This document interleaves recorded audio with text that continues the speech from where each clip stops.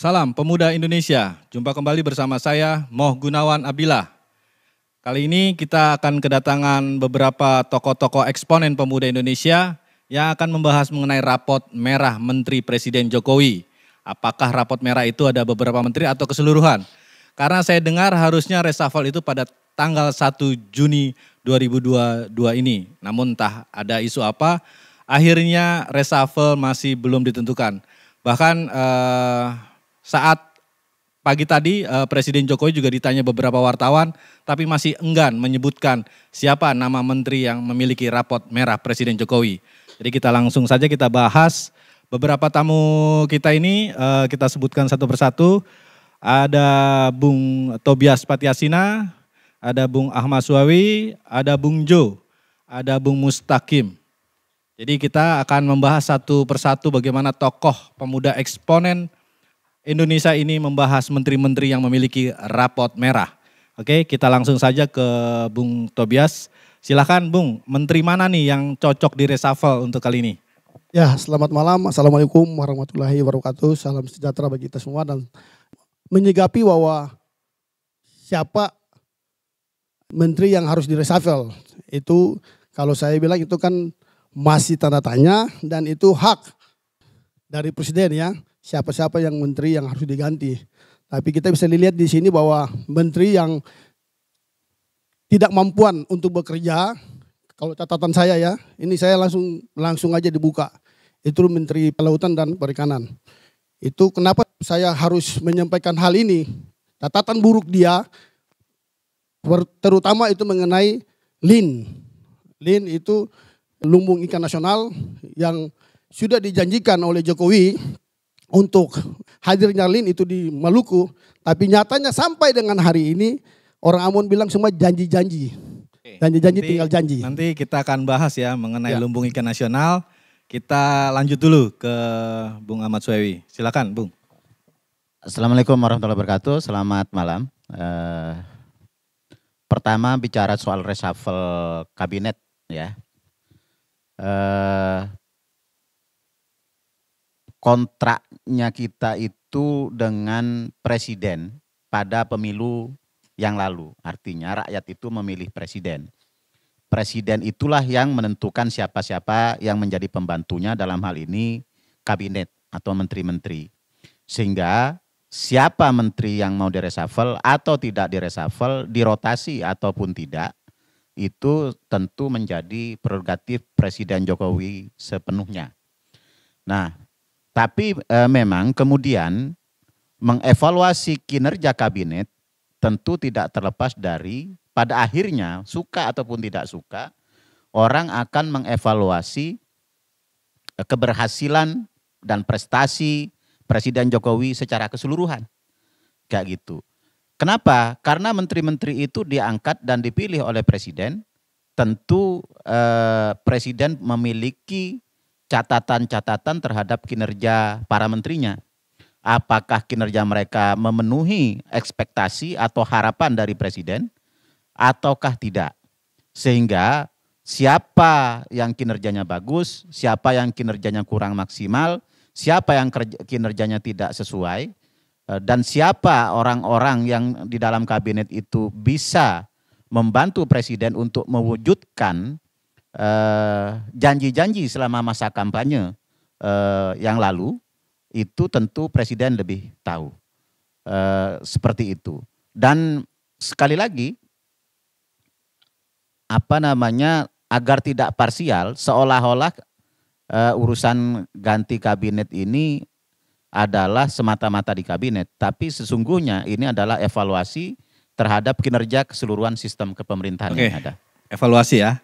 Oke, lanjut ke Bung Jo. Terima kasih. Saya sepakat dengan teman saya tadi, Suawi, mengatakan bahwa soal reshuffle itu adalah kewenangannya Bapak Presiden. Hanya saja kita berharap, kita sebagai eksponen pemuda juga punya hak untuk menyampaikan pendapat. Kita berharap Presiden dalam hal ini berpihak kepada rakyat. Keputusan yang diambil oleh Presiden apapun itu harus berpihak kepada rakyat. Karena ada beberapa menteri yang mungkin kita sudah tahu siapa-siapa saja yang dapat rapot merah di antara semua menteri itu, khususnya teramat khusus masalah perekonomian. Kenapa di saat-saat sekarang ini menteri-menteri tersebut sibuk beres-beres membuat program operasi pasar, operasi minyak goreng dan lain-lain? Kenapa baru sekarang? Kenapa tidak bekerja sebagaimana keinginan rakyat? Ini Bapak Presiden kan memilih mereka untuk bekerja, harusnya dari awal mereka sudah persiapkan. Tidak lagi barang-barang dalam negeri sekarang diprioritaskan sebelum barang-barang luar negeri. Kalau ada barang luar negeri masuk itu the second priority. Dia harus, yang pertama harus barang-barang dalam negeri. Tapi kenapa baru sekarang? Dari mana saja menteri-menteri ini selama ini? Jadi pesan kita sangat-sangat khusus kita minta kepada Bapak Presiden, tolong seluruh keputusan reshuffle yang diambil harus berpihak kepada rakyat. Tidak ada dusta di antara kita. Saya kira mungkin seperti itu dulu. Oke, lanjut ke Bung Mustaqim. Terima kasih. Assalamualaikum warahmatullahi wabarakatuh. Menyikapi isu reshuffle pada kabinet pemerintahan Jokowi yang kedua ini, sudah saatnya memang ada sebuah evaluasi pemerintahan yang mana ketika jalannya pemerintahan tidak efektif, tidak efisien, ataupun tidak menuju kepada tujuan kita berbangsa dan bernegara untuk kesejahteraan rakyat, maka wajib hukumnya Jokowi untuk melakukan evaluasi terhadap kinerja kabinetnya.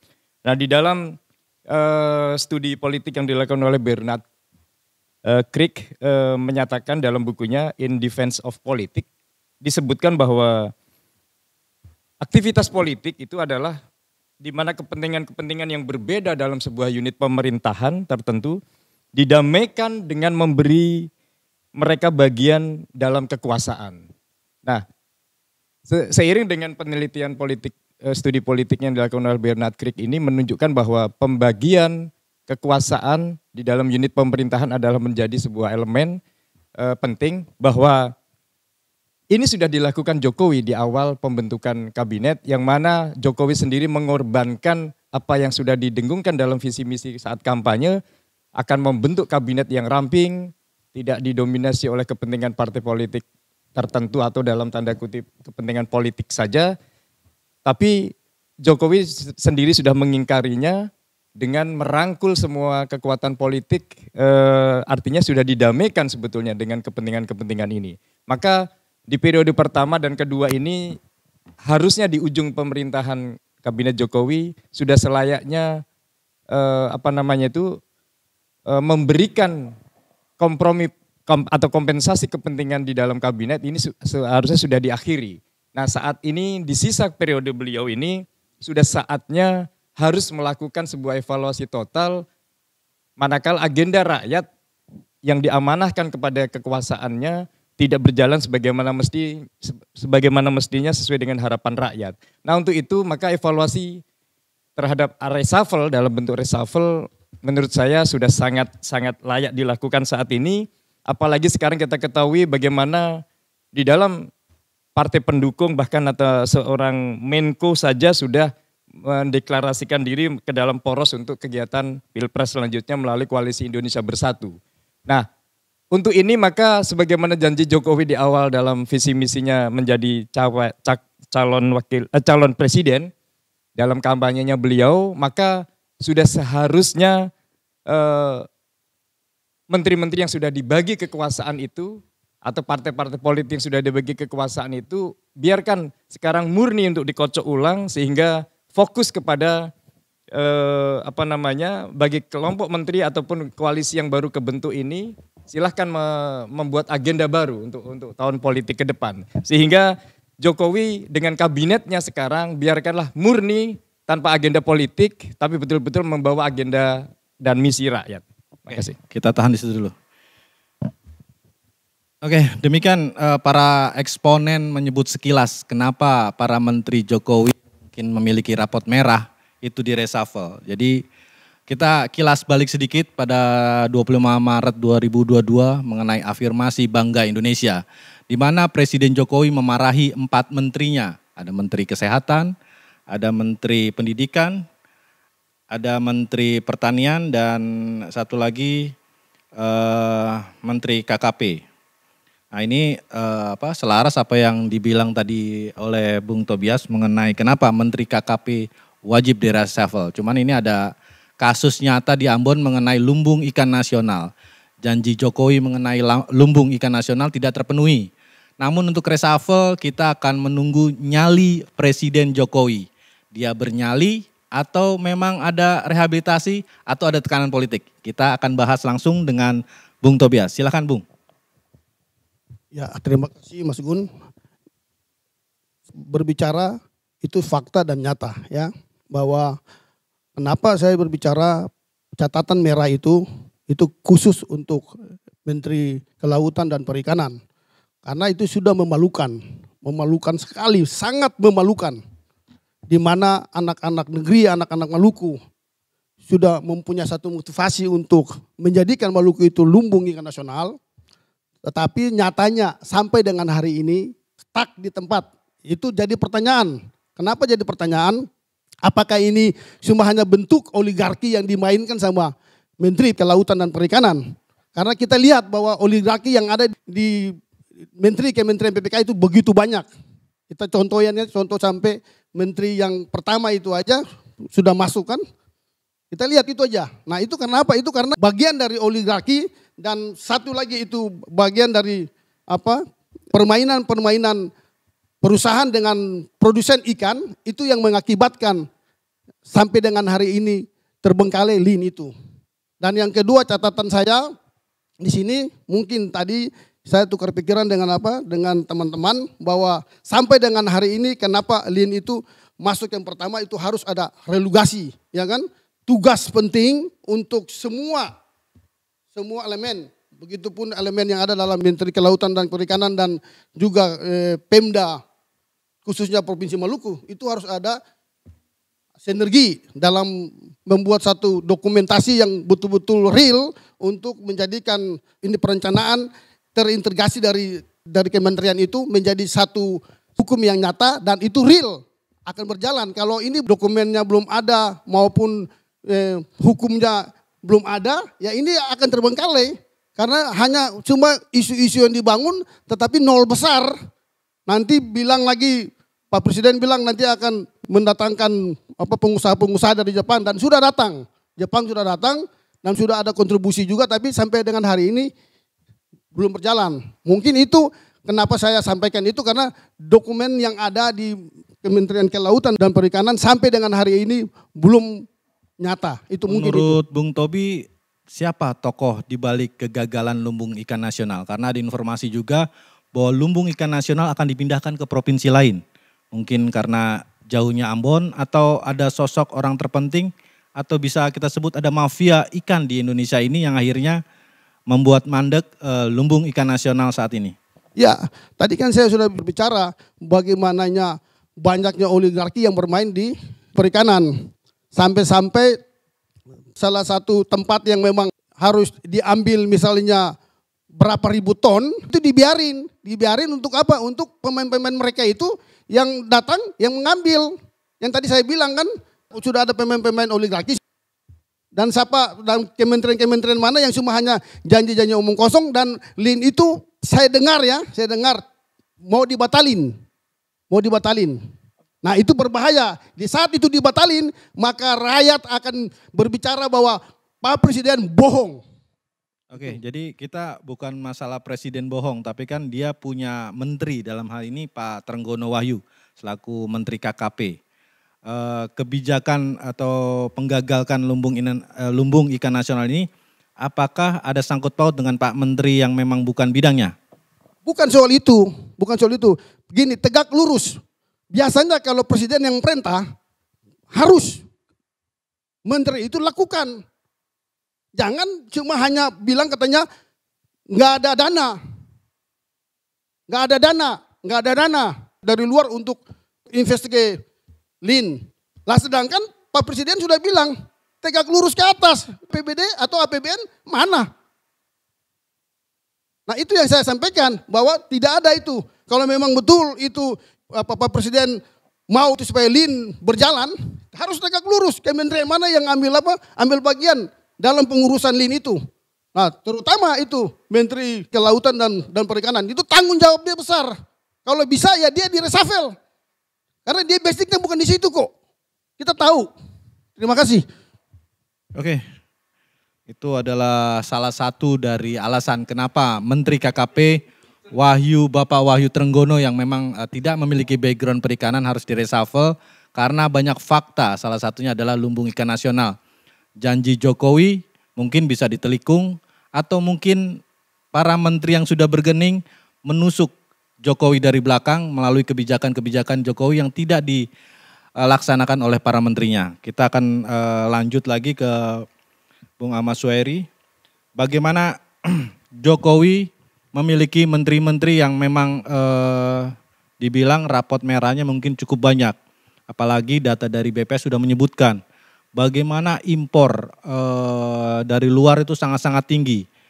Alkes oke lah 2021 memang paling tinggi. Kalau dari catatan saya yang dari kutip dari BPS itu mencapai angka sampai 15 triliun lebih. Termasuk pertanian ada sekitar 8 triliun dan berbagai kementerian-kementerian lain juga kayak pendidikan juga melakukan impor laptop yang memang sebenarnya bisa dibuat oleh anak negeri, artinya dalam negeri. Nah, melihat hal itu kita lihat sosok Pak Airlangga Hartarto selaku Menko. Dialah sebenarnya kebijakan atau tangan kanan Jokowi dalam menstabilkan ekonomi. Tapi melihat kelakuan para menteri-menterinya yang melakukan import dalam tanda kurung apakah ada fee atau ada kong kali kong atau ada apa, silakan Bung. Ya, terima kasih Mas Gun. Yang punya janji kepada rakyat itu adalah Presiden saat kampanye. Artinya janji Presiden itu dicatat, diingat dalam memori kolektif seluruh rakyat Indonesia. Oleh sebab itu, Menteri sebagai pembantu Presiden idealnya tidak punya visi dan misi selain visi dan misi Presiden. Kenapa? Karena dia tugas utamanya adalah menjabarkan dan mengoperasionalkan janji-janji kampanye Presiden. Itu ukurannya. Kontraknya atau janjinya para menteri itu adalah dengan Presiden. Jadi apa yang dikehendaki oleh Presiden, apa yang disanggupi oleh menteri, itu hanya Presiden yang tahu. Sehingga dengan demikian tentu Presiden punya standar ukur atau punya tolak ukur untuk mengevaluasi kinerja para menterinya. Seperti itu. Nah, bahwa kemudian dalam realitas politik ada kompromi-kompromi politik, ada deal-deal politik, ada konsensus-konsensus dengan pihak sana, pihak sini dan seterusnya, ini tentu berpulang kepada Presiden. Apakah Presiden mau mengambil sikap yang tegas dan jelas sesuai dengan janji dan komitmennya kepada seluruh rakyat Indonesia, ataukah harus mengalah dengan kompromi-kompromi politik dan realitas-realitas politik? Itu sepenuhnya kembali ke goodwill Presiden. Nah, terkait dengan beberapa realitas misalnya tadi disampaikan oleh Mas Gun soal Pak Airlangga segala macam, menurut saya sejauh ini menteri-menteri dari Golkar itu sangat kompeten menangani bidangnya mereka masing-masing. Seperti itu. Bahwa apakah misalnya dalam operasionalisasinya ada ketidaksesuaian dengan yang dikehendaki oleh Presiden, tentu berpulang kepada Presiden Jokowi sebagai pemegang amanah rakyat seluruh Indonesia. Seperti itu. Menteri-menteri dari Golkar sebagai partai yang sudah berpengalaman mengelola bangsa dan negara ini sekian puluh tahun, tentu mereka kompetensinya, tangan dinginnya juga bisa kita rasakan bagaimana kita melewati pandemi COVID-19 ini. Bahwa kemudian ada ada desakan-desakan, ada kemauan-kemauan ya kan. Ini lebih pada misalnya sejauh mana dinamika termasuk keinginan-keinginan politik di internal maupun dinamika yang terjadi di internal Golkar itu sendiri. Terima kasih Mas. Mungkin gini, kita harus langsung menyebut Menko Erlangga Hartarto karena ini eksponen pemuda Indonesia, tentu kita harus berbicara dengan Menteri Pemuda yang tentunya dari Golkar. Jadi ada dua pertanyaan penting mungkin selain Erlangga Hartarto yang memang sudah mengklaim atau mencapreskan diri atau kita lihat baliho ada di mana-mana. Tanpa kita harus melihat tolak ukur apa sih yang sudah dikerjakan Erlangga Hartarto untuk bangsa ini, itu satu untuk Erlangga. Kedua, apa yang sudah dilakukan Menpora untuk para pemuda yang tidak memiliki, pemuda Indonesia yang tidak memiliki blueprint. Bahkan spek pemuda mau pintar saja untuk kalangan menengah dikunci, harus golongan miskin untuk mendapatkan beasiswa. Silakan Bung. Iya, terima kasih Mas Gun. Pertama, saat dunia dilanda pandemi COVID-19, alhamdulillah kita sudah melalui itu semua dan sekarang sudah bisa dikatakan menjadi endemi. Ini dan kita juga tidak jatuh dalam resesi yang sangat dalam dan begitu terpuruk. Tentu ini tidak terlepas dari tangan-tangan dingin dalam hal ini Pak Erlangga Hartarto sebagai Menko Perekonomian dan Ketua Umum Golkar. Terkait dengan misalnya bagaimana dengan Menteri Pemuda dan Olahraga, jadi begini. Kita itu ada Undang-Undang nomor 40 tahun 2009. Itu sebenarnya konstruksi dunia kepemudaan kita. Nah, ada ikhtiar teman-teman misalnya bagaimana mensolidkan seluruh organisasi kepemudaan yang ada misalnya. Bahkan ada sekian 140-an organisasi kemasyarakatan pemuda bersurat kepada pemerintah untuk meminta pemerintah turun tangan. Tapi kan tentu ini kembali kepada kehendak dan kemauan pemerintah. Apakah misalnya pemerintah dalam hal ini Presiden Jokowi tetap berpandangan bahwa pemuda ini dibiarkan begitu saja karena dianggap itu bagian dari dinamika masyarakat sipil, ataukah negara harus ambil bagian dan ambil peran untuk menyelesaikan seluruh persoalan yang saat ini tumpang tindih di dalam dunia kepemudaan. Nah, memang ini Mas Gun tidak bisa dibebankan pada satu atau dua kementerian saja. Ini harus ada konsensus dan kesadaran bersama bahwa mengurai benang kusut di dunia kepemudaan itu membutuhkan kehendak kolektif dan dalam hal ini harus dipimpin langsung oleh Presiden. Kalau misalnya menterinya tidak bisa menjabarkan kemauan Presiden, ya tentu kembali ke Presiden. Tapi sesungguhnya tidak ada dan tidak boleh seorang menteri itu punya agenda sendiri di luar agenda Presiden. Itu, terima kasih Mas Gun. Oke, itu mungkin masih kita nanti akan tanyakan lagi hal-hal yang mengenai tentang pembodohan pemuda. Tapi nanti itu kita langsung aja deh ke Bung Jo, silakan. Saya tidak sepakat dengan teman kita yang mungkin kader Golkar juga. Ini kan banyak promis paradise ini, janji-janji surga ini Golkar ini. Saya mempersoalkan Pak Erlangga menyelesaikan banyak persoalan di kementerian saja dia tidak mampu. Bagaimana mungkin dia dengan berani, dengan lantang menjejerkan banyak baleho, mencapres. Kita tahu rakyat akan berpihak kepada yang mana, mereka tahu akan memilih orang seperti apa. Juga Menpora, saya tidak menutup mata bahwa Menpora juga saya lihat ini adalah menteri yang harus diresapel. Saya katakan harus diresapel. Kenapa? Kenapa selama ini banyak persoalan pemuda di depan mata, tapi dia tidak pernah menggubris. Kalau hanya laporan-laporan asal Bapak senang saja kepada Bapak Presiden agar tetap bisa jadi menteri, saya tidak sepakat. Saya kira seluruh pemuda, elemen pemuda sepakat untuk meresapel Menpora. Demikian juga Pak Erlangga. Jangan Pak Erlangga itu seolah-olah sudah merasa menyelesaikan tugasnya dengan baik. Ini kan tadi Pak Suwawi kan mengatakan Golkar berpengalaman selama ini di pemerintahan ini. Mungkin itu dulu, bukan sekarang.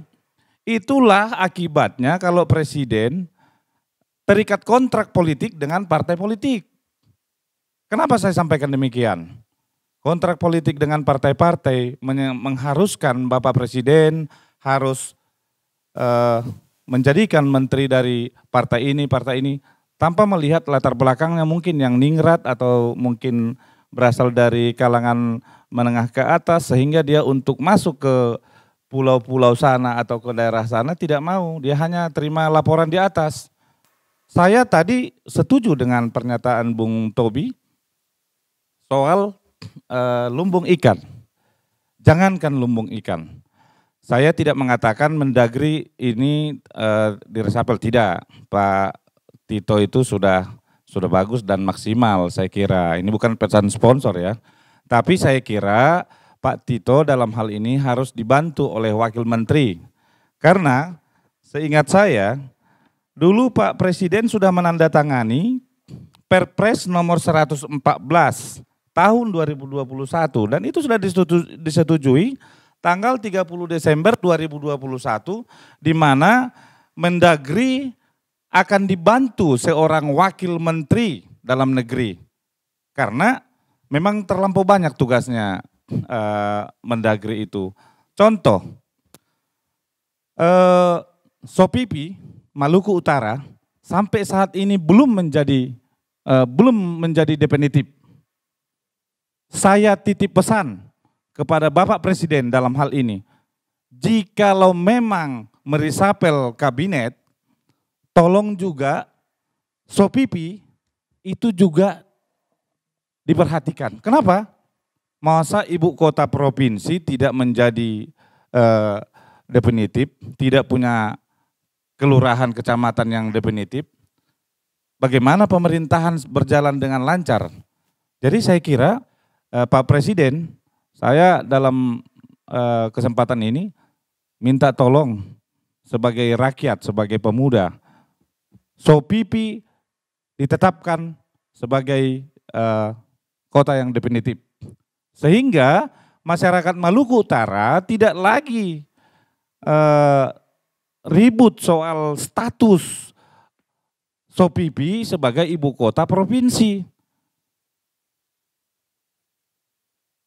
Kembali lagi kepada Pak Erlangga, bosnya teman kita ini di Golkar. Coba teman-teman kader Golkar yang juga merupakan bagian daripada pemuda, tolong diberikan masukan lah kepada ini. Jangan hanya lip service saja. Jangan-jangan Bung Jo ini termasuk orang yang mendorong Munaslup itu? Atau bagaimana? Karena orang yang mau Pak Erlangga di reshuffle ini justru mau Munaslup. Kalau memang di reshuffle dan juga di Munaslup kan bagus. Kalau memang Golkar memang pengen ada Munaslup, saya dengar juga memang akan dalam waktu dekat akan dimunaslupkan. Bagus, kalau begitu harus urus KTA Golkar dulu, baru bisa. Tidak harus, kita sebagai komponen pemuda tidak harus. Saya harus berdasarkan hati nurani, saya masih tetap Hanura. Jadi saya kira para teman-teman yang di Golkar, tolonglah disuarakan kepada kandidat, kan sudah mau KLB kan? Kalau KLB berarti tolonglah dipilih kandidat ketua Golkar yang baru itu yang tidak mbalelo, tidak mau langsung capres, padahal diangkat jadi menteri aja nggak bisa ngurusin kok mau jadi presiden piye. Saya kira banyak hal yang mau kita sampaikan. Tapi mungkin ada pendapat lain dari teman Mustaqim. Demikian. Pertanyaan menarik ada lagi nih. Ini Bung Ahmad Suwawi dari Golkar, Bung Jo dari Hanura. Jadi kebetulan Osman Sabta itu sahabat saya. Saya ingat pesan dia. Nanti 5S. Pesannya. Jadi semoga sehat Bung Osman Sabta di Singapura yang saat ini dirawat. Jadi kalau ngelihat dari apa yang diterapkan Osman Sabta, 2 tahun saya bersama dia. Jadi saya bersama direktur-direktur, saya langsung di hadapan Osman Sabta. Termasuk beberapa pembelian helikopter Amerika juga saya dilibatkan di sana. Tapi pertanyaannya adalah, banyaknya oligarki, banyaknya pesanan-pesanan asing ke Indonesia ini sudah sangat kuat, termasuk mungkin reshuffle. Nah pertanyaannya, adakah asing memesan untuk reshuffle-reshuffle tersebut demi tadi oligarki dan perusahaan-perusahaan asing yang memang sudah berkibar sudah lama di Indonesia ini? Silakan Bung Jo. Saya tidak tahu persis ya kalau ada bisikan-bisikan kepada Pak Jokowi, tapi saya berharap sebagai warga negara yang baik, yang juga mempunyai hak suara, saya berharap Bapak Presiden dalam hal ini betul-betul menggunakan hati nurani. Jangan sampai rakyat ini dibohongi lagi. Kita ini sudah capek. COVID-19 2 tahun melanda Indonesia itu sudah cukup membuat kita hancur-hancuran, morat-marit. Dalam perekonomian yang saat ini hancur-hancuran, saya berharap pemimpin bangsa ini, dalam hal ini Bapak Presiden, betul-betul tidak ada pesan sponsor dari negara asing, termasuk dalam masalah reshuffle. Kalau memang Pak Presiden mau membuat rakyat Indonesia, mau mengangkat kembali perekonomian dan membangun Indonesia ini dengan baik dan benar, saya kira beliau harus menggunakan rasional, menggunakan hati nurani, menggunakan kekuatannya bukan karena tersandra oleh kontrak politik dengan partai-partai politik itu. Jadi benar-benar dari keputusan yang benar-benar bijak dan berpihak kepada rakyat. Jangan karena misalnya merah dengan kuning, sudah masuk mungkin dalam pikiran Pak Suawi, merah dengan kuning gontok-gontokan atau tarik-menarik, rakyat yang jadi korban, rakyat yang terinjak di tengah-tengah. Pak Presiden sendiri akan bingung. Kalau dia berasal dari merah, terus kuning tariknya begini, terus nanti PAN tariknya begini, P3 begini, belum apa-apa. Ini kan masih nuansa mau pencapresan berikutnya 2024 ya. Ini masih ada 2 tahun, tapi belum apa-apa. Ini sudah panas suasana, sudah ini mesinnya sudah panas luar biasa, sudah mulai sikut-sikutan. Mas Gun, sedikit Mas Gun. Oke lanjut. Jadi saya perlu klarifikasi terkait soal capres dari Golkar. Golkar ini pemenang nomor 2 pada pemilu yang lalu. Artinya punya hak untuk mencalonkan. Bahwa sampai dengan saat ini yang diputuskan oleh Golkar itu adalah Pak Erlangga Hartarto, yaitu adalah keputusan terbaik yang dilakukan oleh Golkar. Tetapi namun demikian, semua akan berpulang kepada rakyat tentu dan realitas politik akan seperti apa ke depannya. Tapi bagi kami ya kan, Ketua Umum Golkar itu merupakan kader terbaik. Karena itu di Golkar ini kan tidak ada saham tunggal. Ini masih ada dusta ini, tolonglah diganti dulu. Selain ini apa enggak ada lagi kader Golkar yang baik. Ini kan rakyat ini nonton ini, jutaan masyarakat Indonesia menonton. Janganlah ada dusta di antara kita. Jangan katakan bahwa Pak Erlangga itu terbaik, kader terbaik. Enggak, mungkin ini persoalan Wani Piro ini. Saya kira janganlah menutup mata bahwa Pak Erlangga itu bukan kader terbaik. Banyak kok kader-kader muda di Golkar yang bagus. Ada Bambang Susatyo, ada Ahmad Doli Kurnia, ada Bahlil. Kenapa enggak itu aja dijadikan jadi ketua atau dicapreskan atau di calon wakil presiden. Jangan paksakanlah Pak Erlangga. Saya kira enggak pas kalau dipaksakan nanti itu. Akan ada perdebatan selanjutnya. Kita lanjut ke Bung Mustaqim nih yang akan lebih tajam dan lebih menelisik mengenai profesional dan parpol di kabinet Jokowi yang memang patut diganti. Karena kita sudah tahu lah bagaimana rakyat paling bawah tuh sudah sangat-sangat merasakan, sudah sangat pedih. Mereka bilang lebih baik zaman yang lalu, zaman apa. Tapi gimana lah menurut pendapat Bung Mustaqim? Silakan Bung. Ya, ini contoh transaksional yang pragmatis, bahwa sebagaimana tadi yang saya kutip dari studi politiknya Bernard Crick tadi, bagaimana unit-unit pemerintahan itu didamaikan dengan memberi kekuasaan. Artinya apa? didamaikan dengan memberi kekuasaan ini adalah sebetulnya sudah porsinya partai politik. Makanya tadi kalau perdebatan, kalau Bung Suhawi tadi kepada Airlangga sentris, kalau Bung Jo tadi menempatkan adalah kuota kader Golkar yang lain itu bisa mengisi atau mensubstitusi Bung Airlangga sebagai ketua umum partai. Nah, artinya apa? Jokowi selaku pemegang otoritas mutlak dalam hal reshuffle, sebetulnya keterjaminan legal rasional menurut Weber itu kan otoritas ada 3 itu kan. Otoritas tradisional, otoritas karismatik, dan otoritas legal rasional atau otoritas politik. Nah, hal yang demikian artinya apa? Jokowi sekarang ini pemegang otoritas politik, maka secara konstitusional pun memungkinkan Jokowi mengambil langkah-langkah politik termasuk dalam mendamaikan pada unit-unit pemerintahan ini dengan memberi kekuasaan. Artinya apa? Tidak Airlangga sentris, tapi bisa menjadi Golkar sentris, atau memang kuotanya Golkar ya diberikanlah seperti yang Bung Jo tadi sampaikan, ada tokoh-tokoh yang lain. Artinya apa? Jika hal ini terjadi maka profesionalisme termasuk kalau tidak ada visi misi seorang menteri, yang ada adalah visi misi presiden, maka jikalau kabinet yang terdiri dari anggota partai politik khususnya itu tidak memenuhi visi misi presiden atau tidak bisa menjalankan, maka hukumnya ya sudah sangat wajib untuk direshuffle. Sebagaimana kita ketahui bahwa biasanya mungkin Jokowi sekarang ini sedang mempertimbangkan terkait dengan stabilitas politik manakala terjadi reshuffle.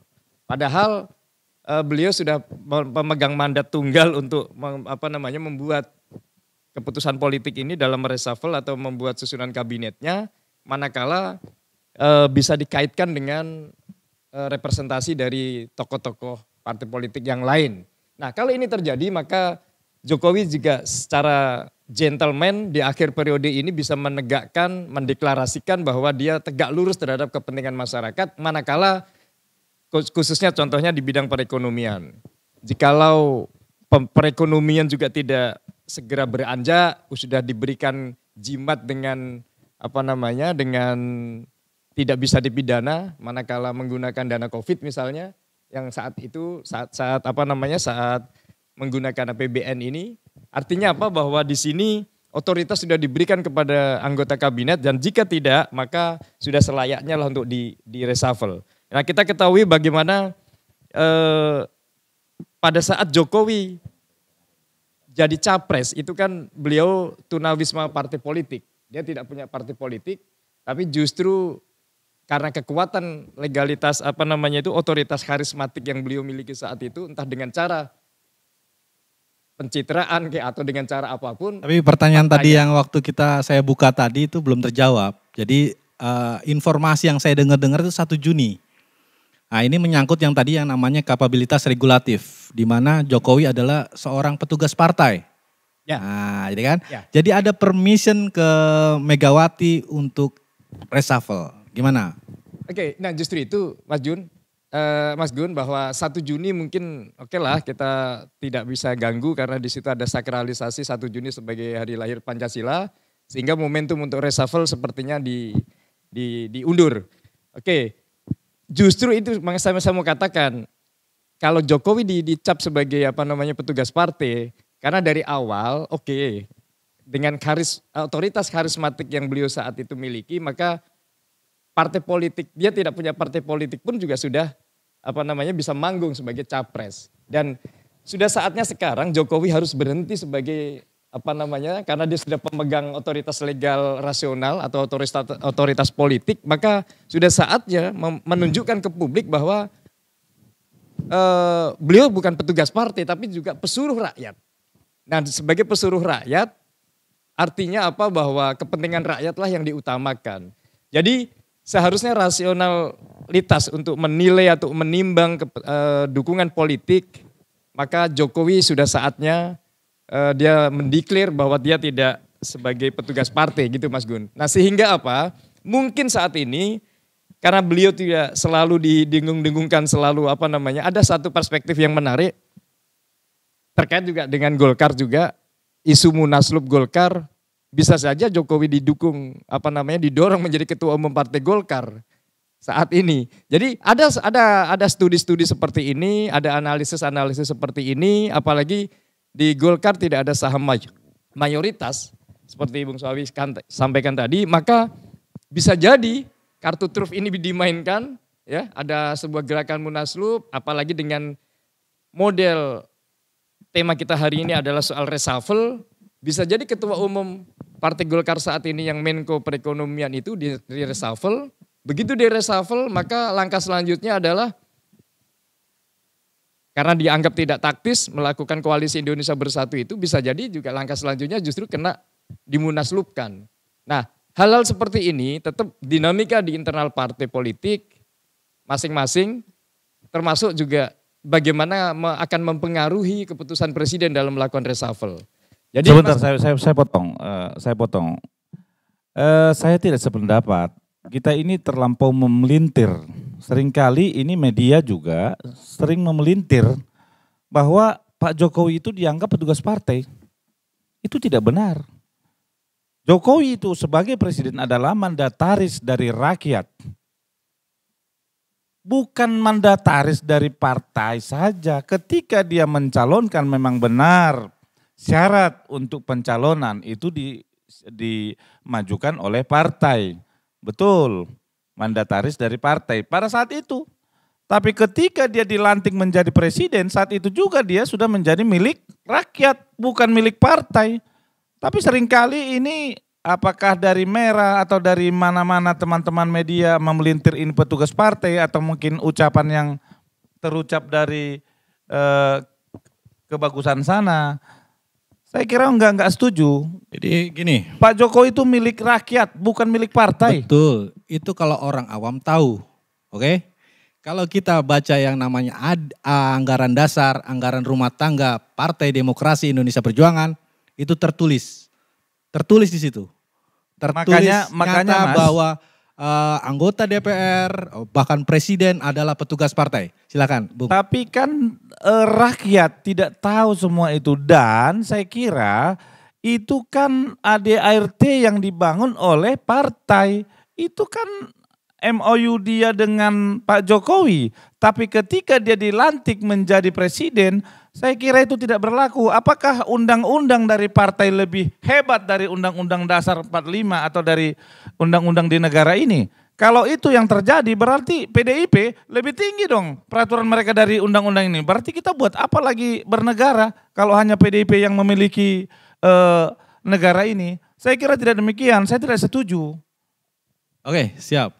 Lanjut, Bung Musaki. Ya. Jadi itu perdebatan administratif. Jadi sebetulnya kenapa Ketua Umum PDIP selalu menegaskan di muka publik, di depan publik selalu ditegaskan bahwa presiden, eksekutif termasuk legislatifnya itu adalah para petugas partai. Mungkin dia ditegaskan di ADART internal partai mereka. Nah, artinya apa? Di sini memang yang namanya sandera politik, tiket politik melalui partai politik untuk bisa mencapreskan atau menjadi presiden, justru di akhir kekuasaannya Jokowi yang sudah memegang otoritas legal rasional, jadi sudah memegang otoritas legal rasional ataupun otoritas politik di tangan sepenuhnya melalui prerogatifnya, maka di sini juga lah sudah saatnya juga beliau menegaskan bahwa ini kami tegak lurus dengan kepentingan rakyat. Walaupun sudah di stigma, Bung Jo boleh protes, tidak. Itu hanya framing media, tapi kan selalu ketua umum partainya beliau juga menegaskan kan bahwa beliau hanya petugas partai. Sebentar, saya tegaskan satu lagi. Dalam sumpah jabatan presiden ketika dilantik, dia mengatakan mengutamakan kepentingan umum di atas kepentingan golongan atau kepentingan individu. Dalam hal ini termasuk partai dong. Berarti bukan kepentingan partai PDIP yang perlu diutamakan, kepentingan rakyat Indonesia. Dia presiden Republik Indonesia. Ya. Saya kira begitu. Ya, betul. Artinya dengan di sini beliau akan melakukan reshuffle, termasuk langkah-langkah politik beliau pasca sebagai legasi politik yang dia berikan pasca 2024 nanti. Bagaimana beliau sudah nampak sekarang, Pak Jokowi sudah nampak sedikit berhadapan-hadapan dengan partai PDI misalnya. Artinya apa? Dengan demikian, PDIP ya, PDIP. Dengan demikian, maka kekuatan atau otoritas politik yang beliau miliki sekarang ini ingin dia tunjukkan bahwa saya bukan petugas partai. Nah justru dengan dasar inilah maka nanti kalau kabinet ini yang masih sisa kekuasaan ini termasuk untuk legasi politik ke depannya, mungkin Pak Jokowi pun juga bisa mendapatkan amanah rakyat yang luar biasa. Manakala ya endorsement politik Pak Jokowi ini sehingga apa sisa dalam pemerintahannya ini dalam hal terkait dengan reshuffle ini bisa jadi betul-betul ini adalah the dream team untuk next atau pemerintahan setelah 2024. Nah gitu Mas Gun, justru dengan menegaskan beliau sebagai bukan petugas partai tapi pelayan atau pesuruh rakyat, disinilah tidak ada beban politik yang saya yakin tidak ada beban politik. Kalau melakukan reshuffle dengan Mas Suwawi gimana? Ya, menurut saya ada benarnya bahwa statement atau pernyataan atau perasaan bahwa Presiden Jokowi yang selalu dinyatakan sebagai petugas partai itu perlu segera dihentikan. Karena bagaimanapun di bawah presiden itu ada kepolisian, ada kejaksaan dan menteri-menteri dan seterusnya. Sehingga posisi mengatakan Presiden Jokowi adalah petugas partai itu mensubordinasi potensi dan partai-partai yang lain. Nah, itu sangat penting. Yang kedua, praktek seperti itu ketika terus didengung-dengungkan maka itu berbahaya bagi masa depan demokratisasi yang ada di Indonesia. Karena sangat rawan dengan praktek monopoli, oligarki dan seterusnya. Karena itu menurut saya ya memang berpulang kepada pribadi presiden tentu dalam hal ini Presiden Jokowi apakah beliau mengaminkan itu ataukah ya itu hanya perasaan pihak-pihak tertentu. Menurut saya itu. Saya tambah sedikit lagi. Ya, saya tambah sedikit lagi. Tahun 2014 sampai dengan 2019 saya ada di tim kampanye nasional Jokowi. Ingat itu saya tahu persis. Ingat ya, saya tahu persis dari mulai kerja perjanjian-perjanjian saya tahu. Dan saya persis bahwa tahun 2019 saya ada di tim kampanye nasional bagian demografi politik. Disitulah kan sama Mas Gun ya kalau nggak salah ya. Kita tahu persis bahwa rencana-rencana ke depan maupun perjanjian-perjanjian ke depan seperti apa itu kita bahas semua. Dan satu yang saya minta kalau memang betul Jokowi harus berdiri tegak, harus punya ada suatu gerakan yang betul-betul mengatakan bahwa Jokowi tidak pilih kasih. Jadi betul-betul tegak lurus. Jokowi punya nyali ya? Punya nyali yang tadi sudah disampaikan sama Mustaqim. Jadi jangan bilang ada dia sebagai petugas partai. Karena di mana tadi Mas Jo bilang sesudah dia angkat sumpah, disitulah selesai. Perjanjian partai selesai. Mengenai integritas dia dengan partai itu urusan nanti, ya kan? Nah, tapi kalau mengenai reshuffle kalau ditarik karena dengan perjanjian itu maka hancurlah negara ini. Pasti karena kekuasaan siapa? Kekuasaan kan waktu pas terbentuk kabinet kan ada perjanjian yang tadi sudah disampaikan antara partai dengan partai. Nah itu yang bikin menarik kekuasaan Jokowi. Sampai halnya akhirnya Jokowi pelin-pelan juga untuk mengambil satu keputusan. Kalau memang keputusan itu memang itu tegak lurus, ngapain mesti takut sama mereka? Berjalanlah, ya kan? Dengan rencana yang terbaik yang sudah dibangun 2019 itu bagus semua jalannya. Nah itu catatan saya di sini cuma hanya satu saya minta Jokowi itu Menteri Kelautan dan Perikanan itu harus direshuffle. Ya, kalau Menteri Pemuda, nah saya sebagai eksponen pemuda Indonesia saya kasih masukan juga. Mohon dicatat, Menteri Pemuda harus diganti. Kenapa harus diganti? Itu, saya punya ini pendirian bahwa selama ini saya sebagai eksponen pemuda Indonesia, Menteri Pemuda dan Olahraga tidak pernah melihat mendamaikan KNPI sampai dengan detik ini. Tidak ada. Sudah berapa tahun KNPI ini hancur, berantakan. Dia sebagai Kementerian Pemuda dan Olahraga, dia harus masuk untuk mendamaikan pemuda OKP semua harus panggil. Jangan dibiarkan sampai dengan hari ini hancur-hancuran. Terus apa itu? Menteri Pemuda, hapus aja itu Menteri Pemuda. Biar aja dia menjadi Menteri Olahraga. Saya minta itu, kalau bisa itu diganti. Menteri-menteri yang tidak becus diganti. Terima kasih. Oke. Jadi mungkin langsung ke Bung Ahmad Suwawi tadi mengenai tadi dari Bung Tobias harus diganti tuh kader Golkar dari Menteri Pemuda Olahraga. Jadi mungkin itu yang dirasakan Bung Tobias termasuk KNPI. Saya sendiri di beberapa tempat di Jakarta sangat-sangat merasakan bagaimana hampir seluruh pemuda di DKI Jakarta tuh seperti ketertinggalan kereta dalam hal pendidikan. Saya tambah lagi. Ini saya lupa ini. Saya mesti kasih ingat lagi. Pemuda ini sebagai anak tiri. Saya sudah melihat sebagai anak tiri. Kehilangan induknya. Anak tiri. Di mana-mana mau berbuat sesuatu, pergi buat proposal, nyari. Buat apa ada Menteri Pemuda dan Olahraga? Tanpa anggaran. Oke. Itu yang saya mau kasih masuk itu. Terima kasih. Nanti kita akan bahas soal tadi anggaran sponsor. Itu juga menyangkut pemuda. Dan fakta-fakta lain juga membuktikan mungkin hanya anak-anak emas lah yang di Erick Thohir yang mendapat CSR dari BUMN. Itu ada faktanya dan mungkin ya tokoh-tokoh pemuda di sini tahulah siapa yang mendapatkannya. Jadi kita lanjut ke Bung Ahmad Suwawi, tanggapannya untuk diganti Menteri Pemuda dan Olahraga dan pembodohan terhadap pemuda Indonesia, bagaimana solusinya?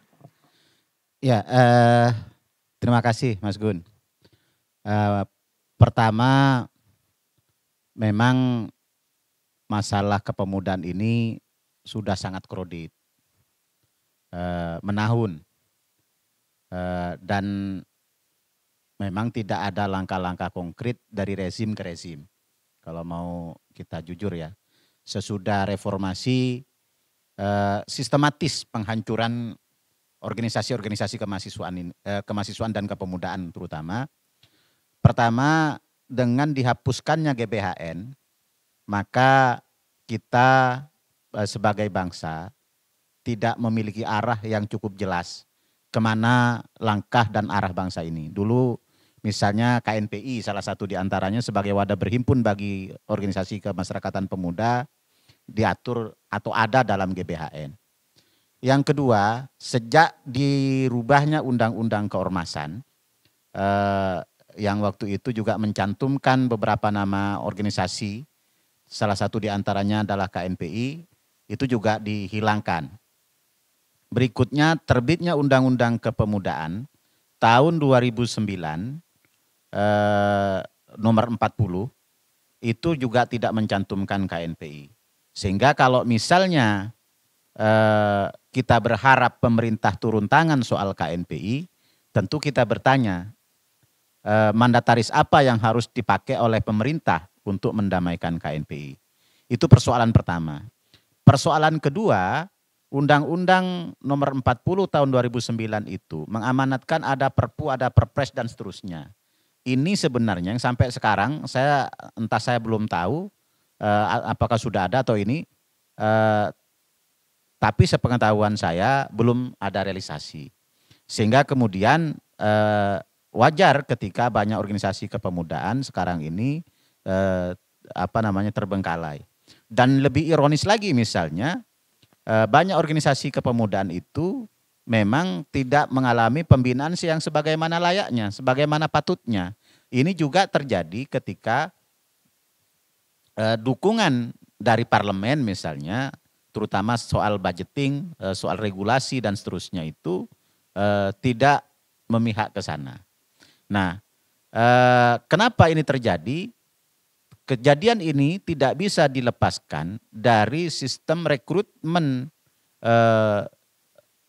kepemimpinan politik terutama baik di pusat maupun di daerah yang sekarang ini bisa bersumber dari mana saja. Kalau dulu kan memang tersortir, terpilih, jenjang kaderisasi, regenerasinya bertahap. Jadi kalau misalnya orang sudah memimpin di organisasi kemahasiswaan sekelas Cipayung, kelompok Cipayung misalnya, itu orang sudah pasti paham.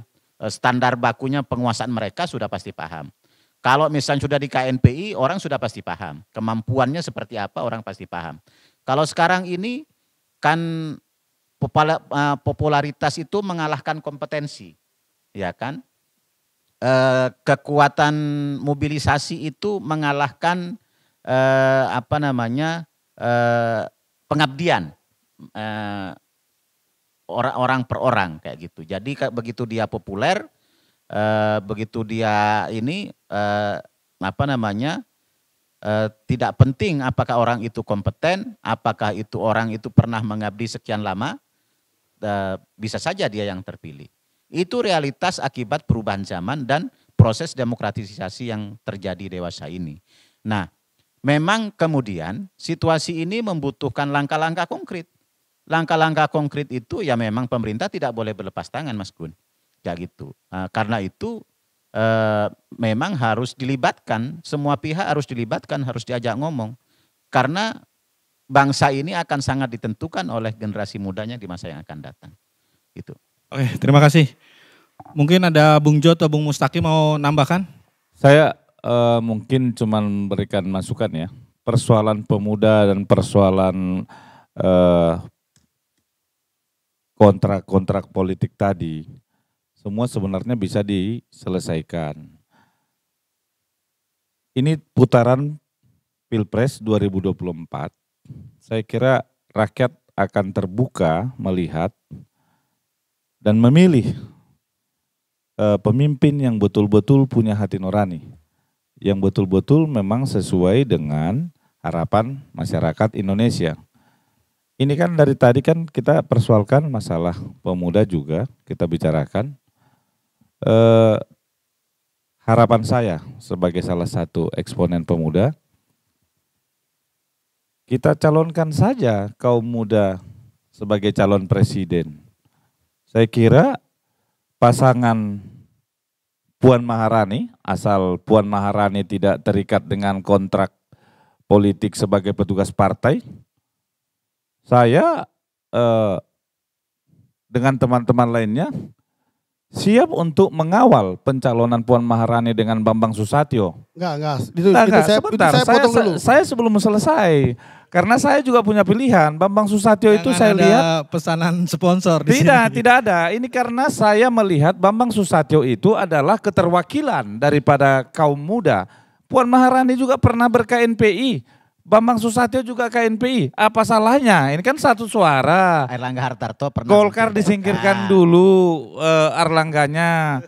Pak Bamsud itu juga kan Golkar. Jadi kalau saya kira kalau Puan Maharani dengan Bamsud, clear, masalah pemuda clear, nggak ada masalah. Kita bicara mengenai reshuffle, jangan berbicara mengenai presiden Ambil dulu. juga karena ini menyangkut. Bukan, semua kepintaran itu berbeda-beda. Kemampuan berbeda-beda. Kalau gitu Pak Bamsud jadi Menteri Pemuda, itu aja kita sorong jadi Menteri Pemuda, biar selesai persoalan pemuda. Dia setara dengan presiden, jangan diturunkan jabatannya. Ya, betul. Jadi gini Mas Gun, ini saya pesan yang terakhir, wajah pemuda ini adalah wajah negara. Catat itu.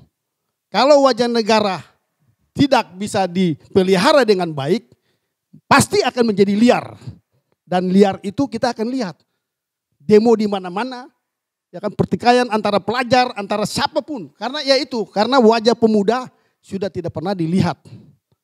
Pesan saya terakhir untuk Pak Presiden, kalau bisa sekali lagi, tegak lurus, betul-betul tegak lurus. Jangan pilih kasih mengenai oligarki. Karena tahun 2014 Presiden pernah bilang, saya akan sikat oligarki. Karena saya ada di dalam situ, bagian di situ. Apakah sudah hari ini oligarki sudah dihantam? Tanda tanya. Jadi konkretnya eksponen mengusulkan dua yang reshuffle ya, Menteri Pemuda. Sebentar, Menteri Pemuda dan kita Pak Erlangga ya. Karena sudah mendekati jam 10:30. Silakan Bung Musakim. Ya, jadi inilah kembali lagi ke perdebatan yang ini kan, yang perdebatan pragmatisnya lah gitu. Artinya apa? Bisa kita injek, kita masukkan orang per orang. Tapi persoalan sekarang ini saya ingin pertegaskan lagi karena sesuai dengan tema hari ini adalah soal reshuffle, maka saat ini kesempatan Pak Jokowi untuk memberikan legasi politik yang bermartabat, santun, dan sustainable dengan pemerintahan beliau saat ini, dengan pemerintahan yang akan datang. Maka sudah saatnya juga otoritas politik yang beliau miliki saat ini harus digunakan sepenuhnya untuk menegaskan bahwa beliau berdaulat, tidak terikat kepentingan oligarki, tidak terikat oleh kepentingan partai politik manapun, walaupun beliau juga otomatis kalau ingin memberikan legasi politik yang lebih bermartabat, maka beliau pun endorsement politik beliau pun juga sangat dinanti oleh masyarakat Indonesia saat ini. Maka dari itu dengan kekuatan otoritas politik yang beliau miliki, berawal dari kekuatan karismatik sebelumnya ini, tidak punya partai politik tapi bisa memenangkan persaingan politik melalui sistem partai politik yang mencalonkan presiden, maka sudah saatnya beliau juga sudah menjungkir balikkan teori politik saat itu, bagaimana orang jadi presiden harus punya partai politik, tapi beliau faktanya bisa menjungkir balikkan itu, tanpa partai politik bisa jadi presiden. Nah, ke depan dan saat ini adalah sudah seharusnya legasi politik seperti ini harus menjadi lebih bermartabat, bagaimana tidak harus punya partai politik, tapi bisa, kan kasarannya gini Mas Gun, tokoh-tokoh yang beredar saat ini kan banyak kan justru yang elektabilitasnya tinggi itu justru tunawisma partai politik. Dia tidak punya partai politik, Ganjar walaupun PDI tapi justru saat ini kan belum di-endorse dan bahkan tidak direstui untuk capres. Anies juga seperti itu. Dengan tokoh yang populis ini tapi tidak punya partai politik, inilah justru ideal ke depan adalah berproses, tidak harus membuat sebuah hegemoni melalui partai politik.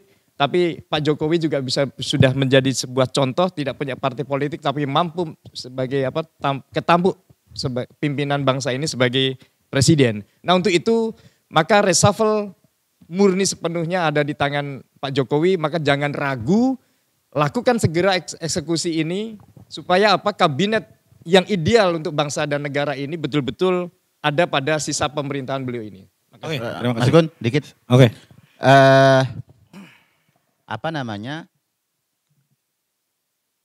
Setiap 2 periode, apakah kepala daerah, apakah presiden, biasanya periode kedua itu terutama di penghujung, dia akan sendirian. Kayak gitu. Pilihan Pak Jokowi sekarang ini adalah sepenuhnya berada pada posisi dan kemauan rakyat. Yakin dan percayalah soal yang lain-lain itu akan sibuk dengan agendanya sendiri-sendiri. Nah, tapi terkait dengan reshuffle, tentu menurut saya masing-masing pembantu presiden,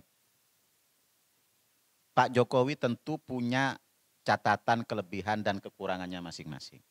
Yang itu hanya diketahui oleh beliau selaku end user, selaku top leader dari bangsa ini yang sekaligus memimpin para kabinetnya. Oleh sebab itu kita sebagai bagian dari masyarakat tentu kita hanya berharap yang terbaik bagi bangsa dan negara ini. Nah, walaupun pada beberapa hal misalnya tekanan-tekanan politik, negosiasi-negosiasi politik akan terus terjadi, tapi selama Pak Jokowi tetap bersama rakyat, tentu menurut saya kebiasaan ditinggal sendirian di periode terakhir itu, di penghujung terakhir itu tentu tidak akan terlalu kesepian. Itu barangkali Mas Gun. Oke, terima kasih untuk Bung Tobias, Bung Ahmad Suhawi, Bung Jo dan Bung Mustaqim. Oke, demikianlah IGTV bersama eksponen pemuda Indonesia membahas reshuffle kabinet yang memang didengang-dengungkan atau diisukan sangat kencang di bulan Juni ini. Ada isu tanggal 1 Juni, namun para tokoh pemuda eksponen pemuda Indonesia ini bersepakat bahwa Jokowi memiliki legasi. Jokowi adalah didukung rakyat. Jokowi harus bernyali. Jokowi harus memiliki kemampuan leader, apalagi Bung Ahmad Suhawi bilang bahwa 2 tahun terakhir ini Jokowi ditinggal sendiri. Nah, pesan dari eksponen pemuda Indonesia, Bapak Presiden Jokowi silakan tentukan langkahnya, tentukan calon-calon menteri terbaik untuk Indonesia. Demikian, selamat malam, sampai jumpa, salam Indonesia. Tepuk tangan.